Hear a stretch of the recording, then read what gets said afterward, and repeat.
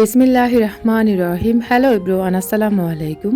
স্বপ্ন নূরের সংসার থেকে আমি নূর আপনাদেরকে ওয়েলকাম করছি নতুন একটি ভিলেজ লাইফস্টাইল ব্লগ ভিডিওতে। কাছে এবং দূরে, দেশ এবং বিদেশ থেকে যারা আমাদেরকে দেখছেন, আশা করছি আল্লাহ তাআলার অসীম রহমতে আপনারা সবাই ভালো আছেন। আমরা আলহামদুলিল্লাহ ভালো আছি। বাবার বাড়িতে বেশ কয়েকদিন ছিলাম, তো আসলে আপনাদের সাথে ভিডিও আমি রেগুলার দিতে পারিনি, কারণ আমি আমার যে সময়টা পার করেছি সেই সময়টা আমি আর কখনোই পাবো না। এ কারণে হচ্ছে আমি আমার পরিবারের সাথে সময়টা ব্যয় করেছি, অনলাইন জগৎ থেকে একদম দূরে ছিলাম। তো যাই হোক, এখন আপনাদের সাথে শেয়ার করি। এই যে আমার ছেলেদেরকে কিন্তু আমার বোনেরা খুব যত্ন করে, মাশাআল্লাহ। মানে ওদের যেহেতু বোন নেই, এ কারণে ওদেরকে সবাই যত্ন করে। আর ওরা যেহেতু বাবার বাড়িতে যেতে পারে না, এ কারণে আমার বাবার বাড়িতে সবাই ওদেরকে একটু বেশি প্রায়োরিটি দিয়ে থাকে। তো এদিক দিয়ে হচ্ছে এই যে রাত্রে আমরা এখানে ঘুমাইছিলাম, যেহেতু আমাদের বেডরুম দুই ভাইয়ের। আর আসলে সবাই মিলে একসাথে এক বিছানা ঘুমানোও যায় না। আমার আপু আছে এক বেডে, আমার মা, আমার বোনের ছেলেরা, আমার বড় ছেলে, আমার বাবাও আসছিল। এ কারণে হচ্ছে আমাদেরকে এখানে ঘুমাতে হয়েছে। তো আমরা 2-3 বোনে যখন একসাথে হই তখন একটু নিচে আমাদেরকে ফ্লোর বেড করতে হয় আর কি। তো এই যে আমরা এখানে ঘুমাইছি, আর আমার বিছানাটা সব থেকে পরিপাটি করে দেয় আমার ছোট ভাইয়ের বউ, কিন্তু সুন্দর করে একদম বেডশিট বিছিয়ে দিয়েছে। তো এদিক দিয়ে হচ্ছে এখন আমরা রাতে তো ঘুমাইছি এখানে, আমার বোনের ছেলে আরফান, আরাফ, আমি এখানে ঘুমাইছি। আরেকটা বেডে ওখানে হচ্ছে আমার মেজো আপু ঘুমাইছিল, আর আমার বাবা আসছিল। তো আমার বাবাকে নিয়ে আজকে কিছু কথা বলবো। একজন মহিলা আমাকে একটা খারাপ কমেন্ট করেছে। তো আসলে ওই মহিলা শুধু আজকে না, ওইটা সব সময় আমাকে ওই কমেন্ট করে। তো যাই হোক, এখন হচ্ছে সকালবেলা বিছানাটা গুছিয়ে নেব। তবে আপনাদের কাছে একটা রিকোয়েস্ট করব, আমার ভিডিওটাতে বেশি বেশি করে আপনারা লাইক, কমেন্ট, শেয়ার অবশ্যই করবেন প্লিজ আপুরা। যেহেতু বেশ কয়েকদিন ভিডিও দিইনি, এই কারণে আমার চ্যানেল একদম ডাউন হয়ে গেছে। আপনারা যদি একটু বেশি বেশি করে আমাকে সাপোর্ট করেন, আমার প্রিয় ভাই বোনেরা, আঙ্কেল আন্টিরা কিন্তু আমাকে অনেক বেশি সাপোর্ট করে, আলহামদুলিল্লাহ, মাশাআল্লাহ। তো বিছানাটা গোছানো হয়ে গেছে। আর বাবার বাড়িতে আসলে কিন্তু আমরা বসে খাই না, আমরা হচ্ছে আমাদের কাজ আমাদের মতোই করি। যেহেতু আমার বাবার সংসারটা একটু বড়ই থাকে সব সময়, আর আমরা 3 বোন একসাথে হলে তো আরও বেশি বড় হয়ে যায়। তো এখানে আমার মা বাজার সদাইপাতি নিয়ে এসেছে। এখানে মুরগি আছে 2 রকমের, তারপরে বড় সাইজের তেলাপিয়া মাছ আছে। এগুলো হচ্ছে আমার ছোট ভাইয়ের বউ রেডি করতেছে, আমার মেজো আপু সহকারে কাজ করে। এখন আবার চলে এসেছি আমাদের ঘরের সামনের সাইডে, ওটা হচ্ছে পিছনের সাইড আর এটা হচ্ছে সামনের সাইড। তো এইখানে হচ্ছে আমার মা অনেকগুলো লাকড়ি, এখানে 10,000 টাকার লাকড়ি হচ্ছে কিনে রেখেছিল, আর 1-1.5 মাস এগুলা বাইরে রেখে শুকাইছে। এখন হচ্ছে 2 বউ তো এগুলা করবে না, তো আমরা যখন যাই আমার মা হচ্ছে তখন আমাদের মাধ্যমে এই কাজগুলা করায়। তখন এগুলো আসলে আমরাও করে দিয়ে আসতে হয়, আর না করে আসলে আমার মায়েরই কষ্ট, এ কারণে হচ্ছে আমরাও করি আর কি। তো এদিক দিয়ে হচ্ছে সবগুলো লাকড়ি শুকাই গেছে। এখন আমরা সবাই মিলে হচ্ছে এগুলাকে ঘরের ভিতরে একদম টঙ্গের উপরে উঠাই দিব। তো আমার মেজো আপু, আমি, তারপরে সবাই করছি কম বেশি। তো এদিক দিয়ে হচ্ছে আমার বাবা আবার হচ্ছে ফল এনেছিল, আর আমার বাবা আসছিল গতকাল রাতে। তো উনি কিন্তু ঈদের দিন আসতে পারেনি, ঈদের 2 দিন পরে আসছিল আর কি। তো এখানে যা যা ফল এনেছিল আমরা সবাই মিলে হচ্ছে এখন একসাথে বসে ভাগ করে খাবো। এগুলাই এনেছে, বেশি একটা আনে নাই। যাই হোক, এখানে হচ্ছে আমাদের ওই যে কিউটি বুড়ি, কিউটি কিন্তু সব কিছুতে আগে আগে থাকবে, আমাদের রাজকন্যা বলা যায়, পরী বলা যায়, মাশাআল্লাহ। তো ও কিন্তু সব কিছুতে আগে থাকে। ও কমলাটা পছন্দ করে না, ও হচ্ছে আঙ্গুর পছন্দ করে। তো ওর জন্য হচ্ছে আলাদা করে আঙ্গুরের এক থোকা দিয়ে দিয়েছিলাম। আর এই যে ওর সাইডে কেউ যেতে পারে না, একটু থেকে একটু হলে কান্না শুরু করে দেয়। ওর দাদুর কাছে হচ্ছে ওর দাদু হচ্ছে বিচারপতি, ওর সাইডে কেউ যেতে পারে না। তবে মাশাআল্লাহ মেয়েটা খুবই শান্তশিষ্ট, আমার ভাইয়ের মেয়েটা। তো এখন হচ্ছে আমরা শরবতও খেলাম। তো যেহেতু রোদ পড়েছিল, লাকড়ি সবাই হচ্ছে গোছাইছিল, সবাই একটু টায়ার্ডে ছিল। তো আমরা জুস টুস খেয়ে, কমলা, তারপরে সব কিছু খেয়ে এখন আবার হচ্ছে রান্না বানাতে চলে আসছে। তা আজকে হচ্ছে রোস্ট করা হবে, রোস্ট আর পোলাও। আজকে রোস্ট পোলাও আমাকেই করতে হয়েছে, আর আমার হাতের রোস্ট পোলাও কিন্তু বরাবরের মতো আমাদের ঘরের সবাই অনেক বেশি পছন্দ করে। তো মাটির চুলাতে আসলে রান্না বান্না করতে আমি না তেমন একটা আমি দিশা পাই না, মনে হয় যে আমার কাছে পাগল পাগল মনে হয়। তো একদিক দিয়ে অনেক বেশি আগুন দিতে হয়, আবার হচ্ছে শরীরে তাপ লাগে। তো সাথে আমার মেজো বোনকেও হেল্পিং হ্যান্ড হিসেবে নিয়েছি, ও আমাকে হেল্প করতেছে। আর এদিক দিয়ে হচ্ছে এই যে দেখতে পেলেন রোস্টের সাথেও কিন্তু আমার ভাইয়ের বউ হচ্ছে ডিম দিতে বলেছিল, বড়টা নিশু বলেছিল ডিম দেওয়ার জন্য। তো ডিম দিয়ে সুন্দর করে পেঁয়াজ বেরেস্তা দিয়ে একদম রোস্টগুলো করে নিয়েছি, আর বেশ কয়েক পিস এখানে অনেকগুলো হয়েছে। আর এদিক দিয়ে এই যে পোলাওগুলো রান্না এরকম হয়েছে আর কি। তো গ্রামের রান্নাবান্না আসলে মাটির চুলাতে কিন্তু খুব বেশি মজা হয়। আর আমি কিন্তু আসলে ইচ্ছা করে না মাটির চুলাতে গিয়ে রান্না করতে, তবে আমার খুব বেশি গরম লাগে আর হচ্ছে আমার মাথা ব্যথা উঠে যায়, মানে গরম বেশি পড়লে আমার মাথা ব্যথা উঠে যায়। আর এদিক দিয়ে এই যে ফাইনালি হচ্ছে এখন সবাই খেতে বসে গেছে, সবাইকে দিয়ে এখন আমার প্লেট আমি নিয়ে নিলাম। তো আমার এই প্লেটটা সুন্দর করে হচ্ছে একটু ভিডিও করছি যাতে করে আপনাদের দেখতে ভালো লাগে।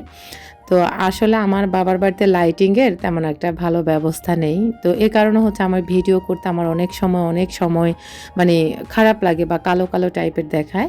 আর এই যে আমার বাবাকে দেখাইছি, আমার বাবার ব্যাপারে চলেন কিছু কথা বলি। আমার বাবা এসেছিল চট্টগ্রাম থেকে, আর আমার বাবা কিন্তু চট্টগ্রাম বন্দরে জাহাজে চাকরি করে, এটা হয়তো আমি অনেকবার ভিডিওতে বলেছিলাম।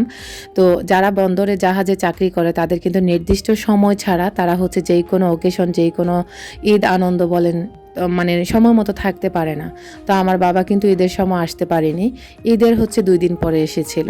তো 2 দিন পরে আসার পরে তারপরও আমার বাবা মাত্র এক রাত একদিন ছিল, মানে টোটালি 2 দিন ছিল। 2 দিন থাকার পর আমার বাবার আবারও ফোন আসে। তো ফোন আসার পরে এই যে তার নাতি পুতি সবাইকে নিয়ে একটু ছবি উঠালাম, একটু ভিডিও করে রাখলাম, কারণ আমার বাবার সাথে সত্যি আমাদের দেখা হয় না, বেশ অনেক দিন পর পর দেখা হয়, প্রায় 2 বছর পরে 1.5 বছর পরে এরকম করে আমাদের সাথে দেখা হয়। আর আমি যেহেতু গ্রামে যাই না, এই কারণে আমার বাবার সাথে দেখা হয় না, তবে আমার আপুদের সাথে দেখা হয়। আর এখন তার সমস্ত নাতিপুতিরা হচ্ছে এগিয়ে দিতেছে। আমার বাবা আজকে হচ্ছে চলে যাচ্ছে, মাত্র 2 দিন ছিল। তো একজন মহিলা কমেন্ট করেছে আমার বাবা নাকি সেকেন্ড বিয়ে করে তার পরিবার নিয়ে মানে আলাদা জায়গায় ঈদ করে, আমাদের সাথে ঈদ করে না। তো আপনার উদ্দেশ্যে আজকে দেখিয়ে দিলাম আমার বাবা হচ্ছে সেকেন্ড ফ্যামিলি নিয়ে থাকে নাকি হচ্ছে সে কোথায় থাকে, আজকে আপনার উদ্দেশ্যে দেখিয়ে দিলাম। নিশ্চয় আপনার বাবা দ্বিতীয় বিয়ে করে হয়তো বা আপনাদের থেকে আলাদা থাকে।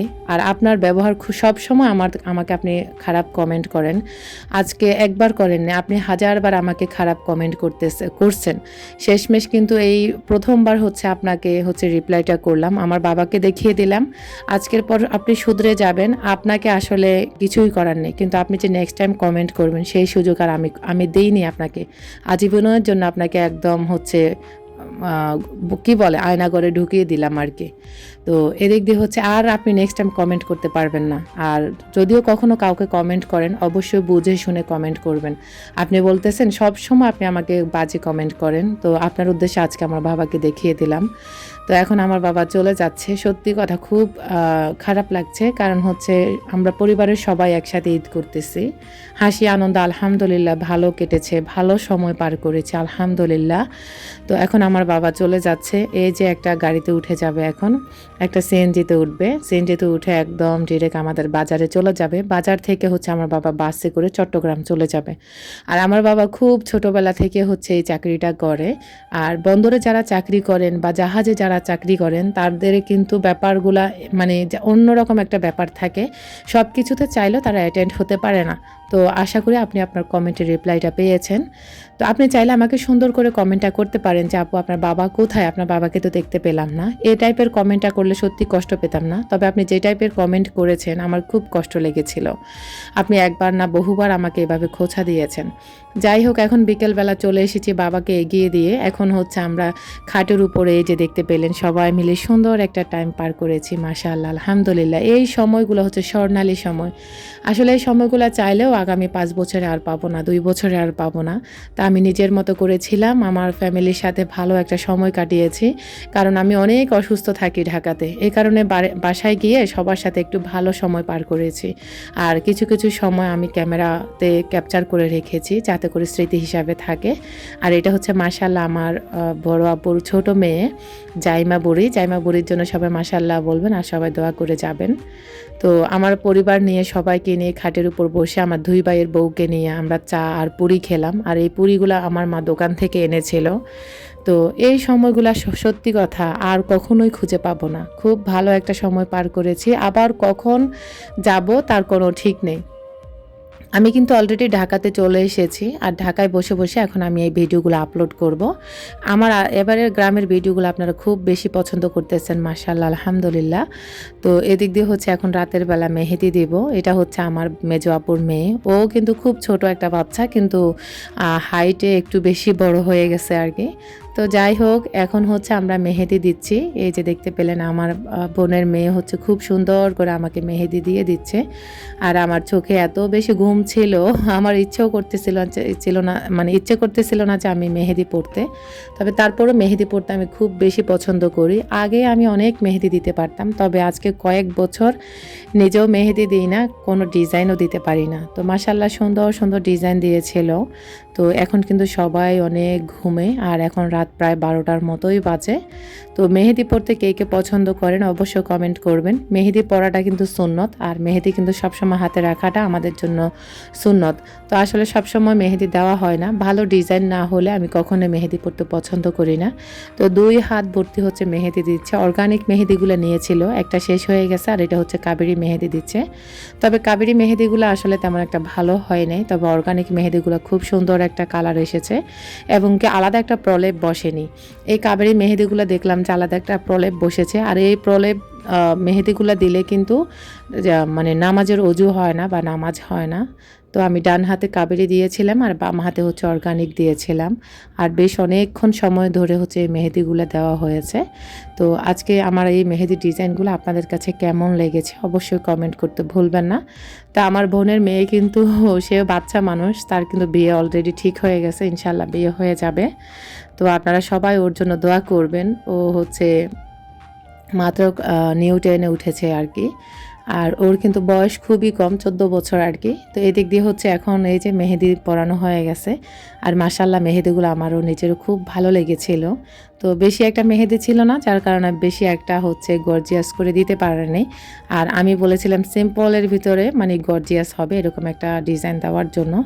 তো দিয়েছে মাশাআল্লাহ, আমি খুব হ্যাপি। আর আমি মেহেদি পরতে ভীষণ ভালোবাসি। আমি যদি মেহেদি পরতে পারতাম তাহলে কিন্তু আমি সবসময় আমার হাতে মেহেদি দিয়ে রাখতাম। তো এদিক দিয়ে হচ্ছে এখন চিনির শিরা দিচ্ছে, মানে চিনি পানিতে গোলানো, চিনি দিয়ে পানি গোলানো, ওগুলা দিচ্ছে যাতে করে কালারটা একটু বেশি হয়। আর মাশাল্লাহ আমার ভাই বোনেরা, আমার বোনের মেয়ে ছেলেরা কিন্তু আমাকে অনেক বেশি প্রাধান্য দেয়, মাশাল্লাহ, আলহামদুলিল্লাহ। আমি এদিক দিয়ে অনেক বেশি স্যাটিসফাইড। আজকের মতো এখানেই বিদায় নিচ্ছি, দেখা হবে নতুন কোনো ভিডিওতে। আল্লাহ হাফেজ, আসসালামু আলাইকুম।